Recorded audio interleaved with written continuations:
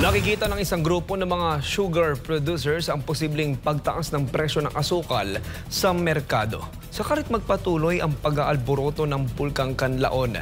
Ayon sa kanila, ang epekto nito sa supply ng asukal ay maaaring magdulot ng pag-akyat sa presyo sa mga pamilihan. Ang buong detalye mula kay Sheena Torno.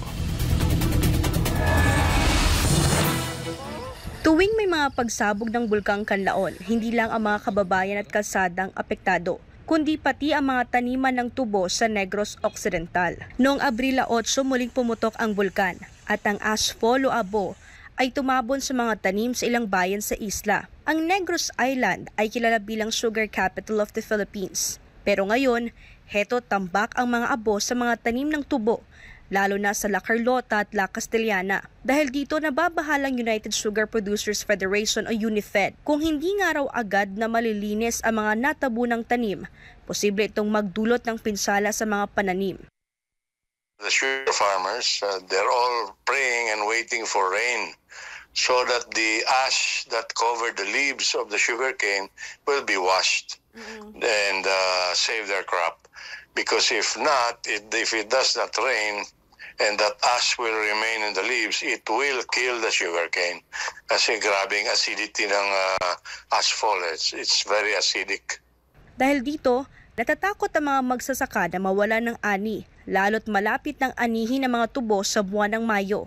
Ang lahar na maaring bumagsak sa mga taniman kung umulan ay isa pang banta sa sektor ng asukal. Hindi rin inaalis ang posibilidad na iakyat sa Alert Level 4 ang Bulkang Kanlaon na kasalukuyang nasa Alert Level 3 kung magpapatuloy ang pagsabog dito. Kung sakasakali, puputok-putok talaga yan. Konti lang siguro ang damage yan. Could increase maybe 10% sa atin retail. How so much mga pesos, sir? 5 to 10 pesos. Mga 5 to 10 pesos siguro. Batay naman sa price monitor ng Department of Agriculture, ang presyuhan ng refined sugar ay naglalaro sa 70 pesos hanggang 90 pesos kada kilo, habang ang was sugar naman ay nasa 60 hanggang 80 pesos kada kilo at ang brown sugar ay nasa 65 hanggang 90 pesos kada kilo. Ayon kay Lamata, tahimik pa ang Bulkang Kanlaon matapos ang explosive eruption nitong noong Martes. Gayunpaman, umaasa mga residente sa mga apektadong lugar na agad silang makakatanggap ng tulong.